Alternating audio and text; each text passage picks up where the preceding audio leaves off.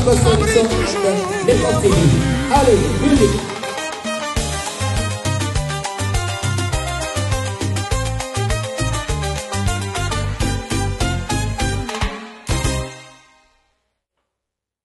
Bonjour et très heureux de me retrouver devant vous pour cette édition de la chronique musicale. La chronique musicale cet après-midi va parler de Koffi Olomide, va parler de tout le monde, va parler de Koffi Olomide.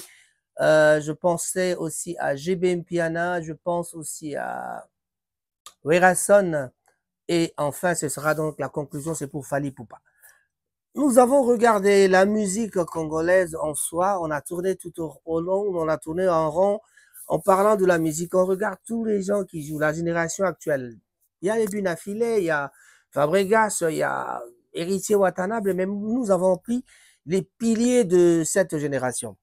Les piliers de cette génération, parce que on dira que tout le monde se trouve dans la même génération. En tout cas, si c'est la 5e génération, c'est la 5e génération. Tout le monde est là. On est tous de la même génération, mais le problème, c'est qu'il y a une différence de façon de faire les choses. Dans la génération, il y a le grand frère Koffi Olomide qui mène la barque. Bien sûr, il est là, il est vieux, il est grand, mais en tout cas, est-ce que Koffi Olomide, c'est le meilleur? Oui, on dira oui, c'est un des bons musiciens de la RDC. Mais est-il le meilleur? On va trouver le meilleur parmi les meilleurs. Koffi Olomide, JB Mpiana, Werason, JB Mpiana. Fally Ipupa est venu à la fin parce que c'est lui qui a commencé derrière tous ces gens-là.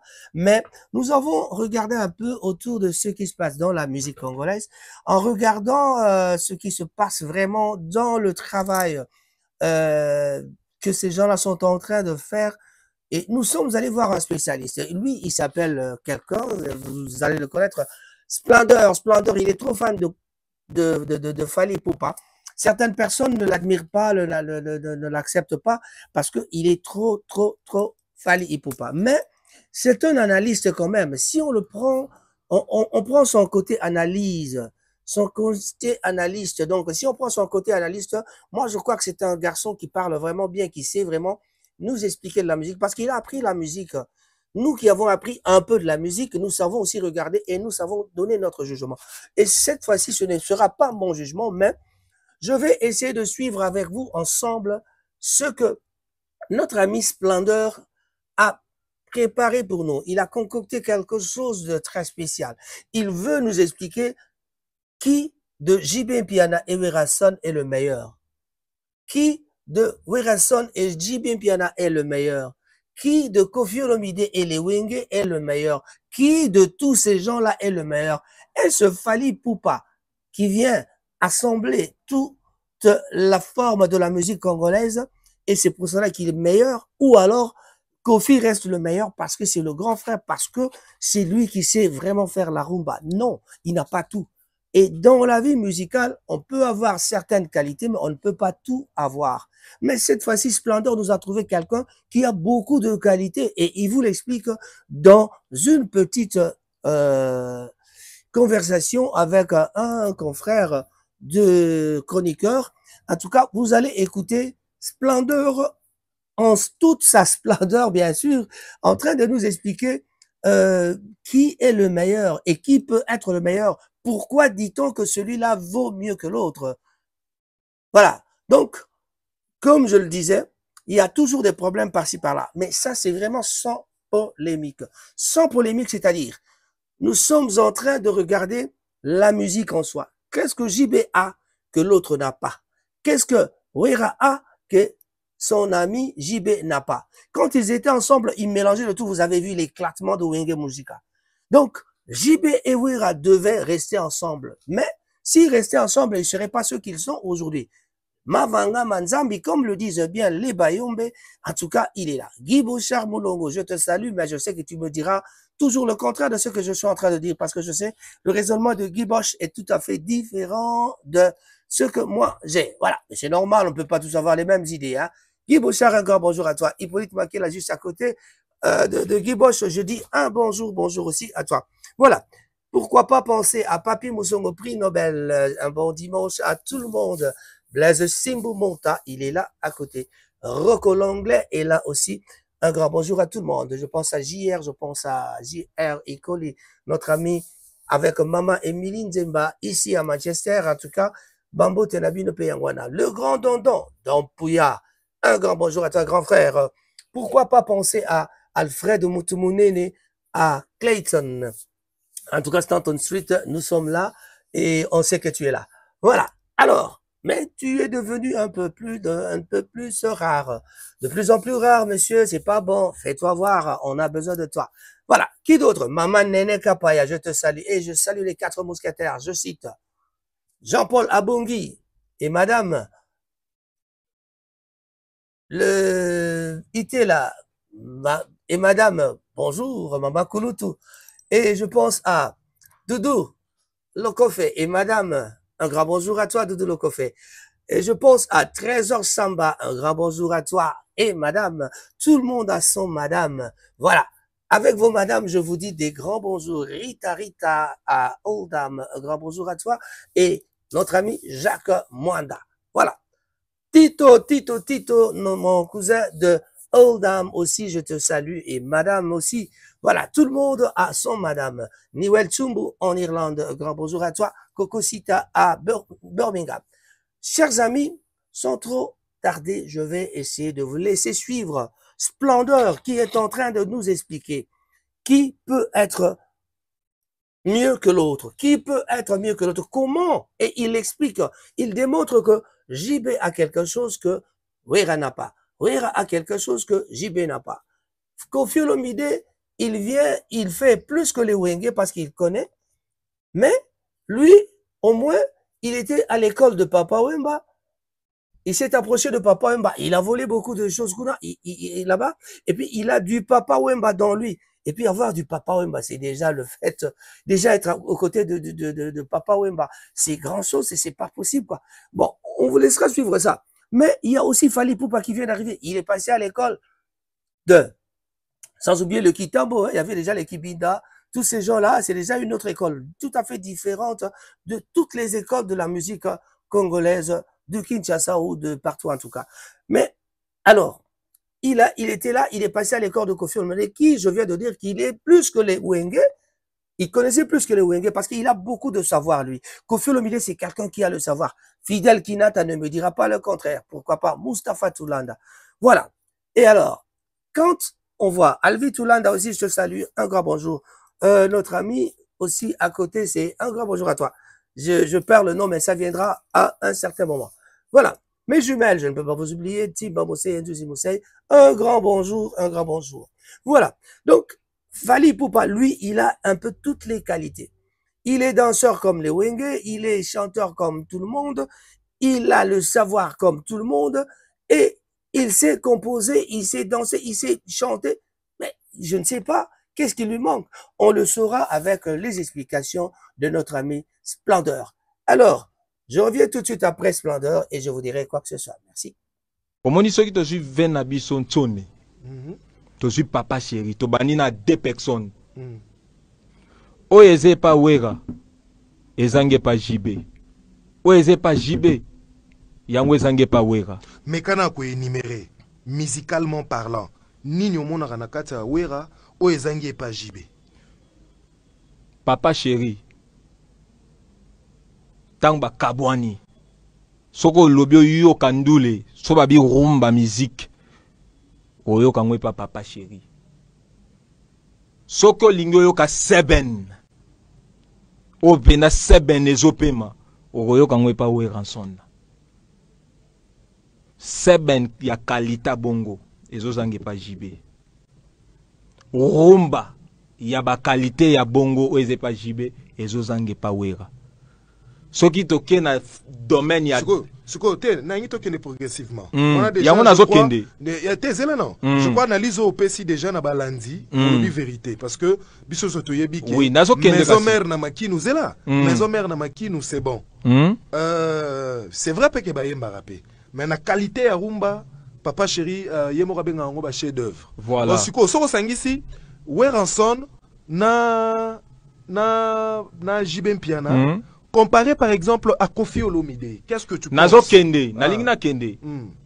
Yango na lobby, rumba eze pa jibe seben o wera zanango ezo senga jiba zwango po akoma ya kokoka rumba o eze pa jibe ezo senge koma pa wera po wera koma ya kokoka sko zui Koffi Olomide na okende penda pona ya conclure penda ke fali aza bango tu wana soko zui Koffi Olomide aza chanteur te ami komisa chanteur ayekola koyemba na minoko ba fali minoko ba modogo minoko ba Gibson. Oh, dis qu'est-ce que tu racontes? Hein? Qu'est-ce que tu racontes? Mais c'est Koffi Olomide le président quartier latin. Yes quoi que sous yokola na minoko ba oyo ngana solo ba musicien de ba ko comprendre. Au moni soko za auteur compositeur obetaka na guitare. Ba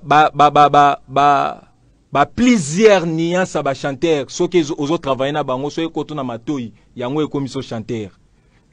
Obanda omona ke soko zo yemba sotali Koffi a travaillé na ba chanteur et puis abanda ko yoka pe ba chanteur misusu. Ba kolo bana mike et yembeli ya Koffi Olomide ngataka nini osalinga lelo ezaki wemba.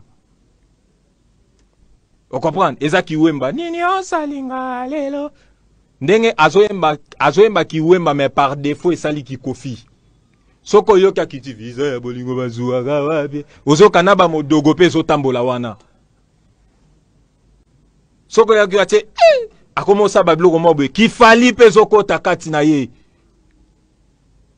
mais aza danseur te aza chanteur te au fur et à mesure azo travailler na ba chanteur azo comme chanteur donc Jibe aza chanteur donc eloko eze pas Jibe yango ezozange pas Koffi siko au fur et à mesure azo travailler azo kende ko comme chanteur au Jibe déjà aza chanteur ah yep yona mtalobaka soka laka mwana ina yebite quoi te aza na savoir nde mutu esala ya comme chanteur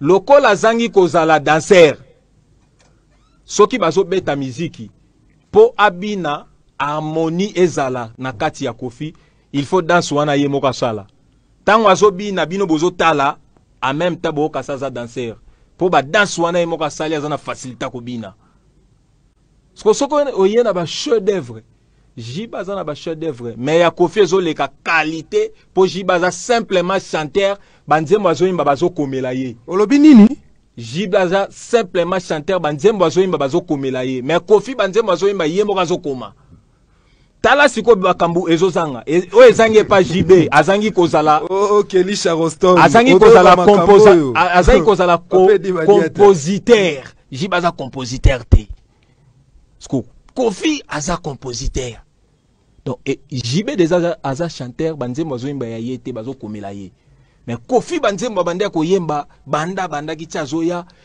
majorité zaki ye moko azokoma lokola azokoma yango aza na pouvoir moko boye ase bazaki trop na ba mélodie ya riche orchestration na ye ba arrangement ba son na ye ba tonde ko salele bazaki ba super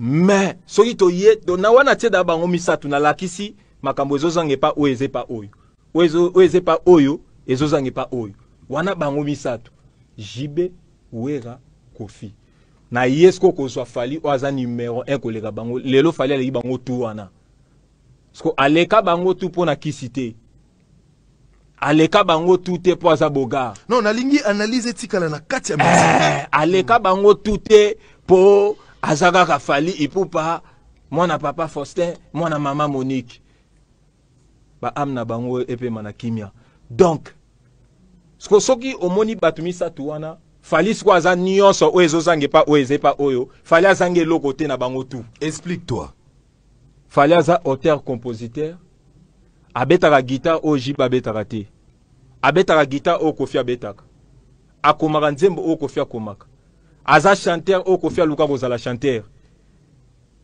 obinini aza chanteur o Koffi aluka kozala chanteur Splendeur mbongo oloba nini aza chanteur o Koffi aluka kozala chanteur Splendeur est-ce que mambo oloba o maîtriser ngo oloba nini aza chanteur o Koffi aluka kozala chanteur continue est-ce que ozolanda nga bien na olando très bien na ba warriors pe ba olando sikoyo aza lisusu danseur o Kofi alukaka kozala danser soko tie bango misatu wana olobi to longola nanu makambo chant babina fallait kobuka bango misatu ange mais au comparé Fali na JBT bango tu wana baza wana misatu so tie bango na obina fallait kobuka bango ange soko tie na âme fallait legi bango tout na âme et puis nde bango baza misatu obina nini yoka na kende bien nde baza misatu Kofi JB Wera na bango misatu chanteur eza JB chanteur eza JB vient na biso nso naza stratège so oza na stratégie lokolo ozosala musique ozoproduire yango ezobima na mokili carrément bakobengo mpe star 2 personnes bazangi kozala chanteur mais JB ndaza chanteur so na bi chanteur sko Fali azangi kozala chanteur taza chanteur aza danseur aza auteur compositeur aza musicien na fongoli siko pourquoi Fali aza danseur koleka bango tout tala Fali ipupa na ba clip ya Kofi ya kala musicien nini au tableau na ye bande ko umela na danse koleka Fali soki botie tembe botie la biso album balata ba pantalon ba jaune na ba single ya ba noir boy tala partie Fali na air à danse et ça la rata ba 1 minute kaka ye est-ce que Kofi abande ko tinda muto azo filmer nanko abande ko tinde te muto azo filmer azo mona ke tableau ne photo umi ça pas azo pesa makambo siko soki to ye est-ce que Fali muto abande ko tinda Kofi ayembisa ke ba vocal ebele ayembise ba nzembo ebele te potangu Kofi abande ko yana ba nzembo abande ko mona o Fali azo pesa eza o yazo zanga eza nini eza o yazo zanga eza nini eza o yazo zanga prouver biso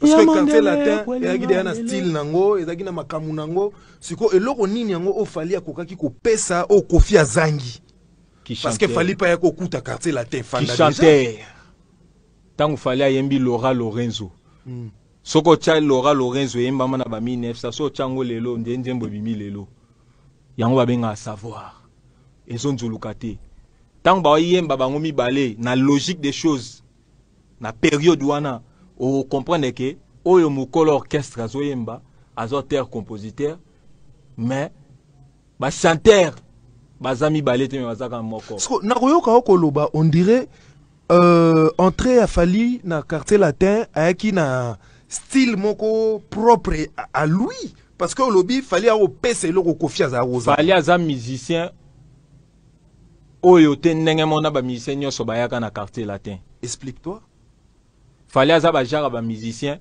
soki étoile ya leader ezali na 40 ya na 60 nini soki étoile ya leader ezali na 40 ya baxi 60 pour commencer ba artiste bongo soki ba longwe okomona pe 60 na ye wana pe longwa ya solo 60 na ye wana longwa maram nazoloba na ebite soki bato bazo comprendre nga Fali aza musicien liboso o soko yokaka transfert baluka musicien na mbongo Fali Kofi Olomide azwa ete ko test oui mutu soka ye yemba bakenda ko zwa ye pa ve na biso nani Foster Jet voilà tant ba ye na ye Fali ayembi dega Kofi Olomide tuni est-ce que bina ka abi presse ko bina pe na bina ka danser tant abandi obina na ba jardinier bazo seka et puis tout monde a ba interview Kofi Olomide azoloba chanteur loko Fali pour pas vraiment chanteur a bongo alongwa na limite ke yoso za musicien bongo alongwa yoko sepela obinini na limite soki yoza musicien bongo alongwa yoko sepela na loba mwana vieux quadra omoni Fali kolongwa na quartier latin Kofi Olomide atikala komona su musicien te loko Fali ate alukuta alobanga Fali nano amona te mais amona Fali na genre féminine maman na biso sindi le cœur respect yango na lobaka nuit et jour soki Fali ipupa zaka mwasi mais Kofi Olomide ndalinga balaye obinini mais Kofi Olomide ndalinga balaye pona nini pour a récupérer savoir na ye ba qualité na ye ekende place mususu te omoni ndazaki mwana mobali yango alongwati yango akoma El Mara Sko alinga koma El Mara mena kacha quartier latin. Sko na alinga bénéficier nango Fally to mukolo orchestre. Oyo ba bénéficier pour na Fally déjà ekoka. C'est comme ça que tu as comparé. Sko tangu nazo ya na comparaison eliko la sa Fally aleki bango tout. Po oyo ezozanga na kacha moko Fally azangi yango te Fally azana tout. Soki tobimi Koffi Olomide sala musique ya dega ya danser koleka clan wenge mobimba. Obinini asala musique koleka ya clan wenge mobimba. Koffi aleki clan wenge mobimba na musique et puis na kozala grand musicien. Wana muta koboya yango azate. Aza musicien liboso alaksa biso Bexi. Yemta beta Bexi. Sikoyo il faut ebangisa kande ba jibe ba wera te ba Koffi te mais il faut ebangisa ka ba fere. Bato bazana oyo baye kobimaka lobi il faut bangisa bango. Po soki Koffi aleki clan wenge mobimba. Sko tale logo eza sko ya somo. Sko Fally aleki Koffi. Sko yo banga mutabongo te. Soki Koffi aleki clan wenge mobimba. Omoni mutu nyonso ava o se comparer na Fally faut le kana Koffi. Sko tala na musique ya mboka na biso na ngo déjà leki Koffi. À part Fally. Eza dega. Na ye moko vie akoka ko digérer ngo te ke Fally aleka ye. Splendeur Mbongo, l'album Tokos 2. Moni côté nazali wana. Donc eli ko laksa Fally aleki Congo mobimba. Bakisi sou Congo Splendeur. Congo mobimba. Congo mobimba. Oyebi kezana ba vie mususu wa bayamba bango na ba plateau. Biso mo ba mise to fanda na palais to ebi vieux faux chanteur. Mata ba yambie pas journaliste. Azana incapacité incapable ya koyebi se vieille ko ebi ozala faux chanteur. Obinini vieille ko ebi ozala faux chanteur. Omona ngape makamona na télévision. Ba ko kakoloba te journaliste ko ata yambi viango ko koyebi c'était et puis ba fani na ye ba bomba ki faux chanteur na ye. Mais siko tala niveau ya méchanceté bazana ngo envers Fally. Fally aza grand chanteur mais batela ke ba option na mokili faux chanteur bato kutu baza ba faux chanteur bazo zipa. Ozomona côté somo ezali yango na lobaka ivoirien soka moni Ghanéen zomuna na Congolais côté la Ghanéen pona Fally. Pona kanda ya Congolais nenga inaka Fally. Oh. Aloba na kote lete mais biso toza posa Fally akoma ya biso. Omoni so kutani na Ghana a expliquer au Fally kolega yo moko Congolais. Azota liso dimension na ye. Mais Congolais tale logo ekamusaka Fally o yazo sala makambo kolega biso tout. Congolais tout na kesi asalini na musique ya Congo. Bongo fero tout nini. Obi Congolais tout na nini? Soki déjà salini na musique ya Congo. Bongo fero retourne nini. Soki Fally azo sa makambo ezomona na misu kolega fere. Bozo tout na ye asali déjà ni na musique ya Congo. Bongo fero retourne nini. Omoni batutu balobaka bongo na lobaka nuit et jour Fally aza Yesu. Omoni Yesu tango babetaki basete ne kulus. Bato bande kolela bibolela pona ngate bolela pona masumu na bino. Omoni tango batu na ka Fally esi asali nini. Fo bina file place azalela. Amona musique na ye succès na ya sali. Soki bazo tout na Fally asali nini. Bongo bina file ba retourne nini. De retour dans ce studio pour vous terminer. En tout cas, vous avez bel et bien suivi notre émission. En tout cas, la chronique des stars de cette d'aujourd'hui est vraiment dédiée à notre ami Bavon, le baron de Coventry. Un grand bonjour à toi, l'ami de Guy Bochard Moulongo.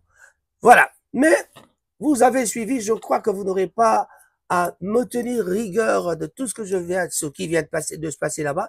Manigoba Bolingonga te mon alobi ali analyse ya Splendeur. Splendeur avec toute sa splendeur, il a essayé d'expliquer ce qu'il a expliqué. Quiconque a aimé, manifestez-vous dans les commentaires. Qui n'a pas aimé, manifestez-vous toujours dans les commentaires. En tout cas, je vous ramènerai encore des histoires comme ça. Je sais que ça vous plaît. Mais, Tutika, Tuyoka, Bouyoki, Splendeur, mais, en tout cas, oyo amoni kazana likambo moko contraire na maloba ya Splendeur ezali makambo ya pasite bandeko babolingo MC Mongeme mbote na yo esika ozali Freddy Wanga mbote na yo epai ozali voilà bandeko babolingo Splendeur alobi na biso ke nani aleki nani est-ce que tout landa Splendeur toto sala analyse na biso yo soki po mbonyo za analyse na yo yaka oyebisa biso ke analyse na yo ezali malamu koleka oyo ya biso batata bama bandeko toloba te biso banso tozali bato mokili toakaka bato bandeko na ngai mais sous la toile babi tembende makambo eleki tro tembende eleki bino mais mayanga pani bokwelanga mayanga boyko mais boyoka nde mayanga oyo akofiolo ya plutôt ufuta na makambo mayanga oyo ya Fally Ipupa yango nde natikeli bino en tout cas ezali nzembo oyo napesi bino me bolanda mpe boyoka mpe banzembo ezali ebele nsima ya mayanga na banzembo mosusu ebimi bobetaka Fally Ipupa babiloko ya sika ezali soko 3-4 ngai nayoki nazoyeba kutu te eza album eza EP eza nini Fally Ipupa doit nous le dire en tout cas je le saurai je vais faire des recherches avec nos amis allez papa maman yo moto otalaki émission oyo abonnez-vous na Rango TV n'oubliez pas de vous abonner s'il vous plaît aimez liker et partagez toujours dans les commentaires, dites quelque chose. Ne passez pas sans faire un petit commentaire. Vraiment, cela nous ferait plaisir. Tata, maman, Yonani, Olobate, Blanc de Bongwa, un grand bonjour à toi. Je dis aussi un grand bonjour à notre ami qui je voulais parler de maman Nelly Makangila. Pourquoi pas? Joli Bongwa. En tout cas, Pembeni Nangai, Awakaka, Sima. Zidane Fikoula, un grand bonjour à toi. Au revoir. La mélodie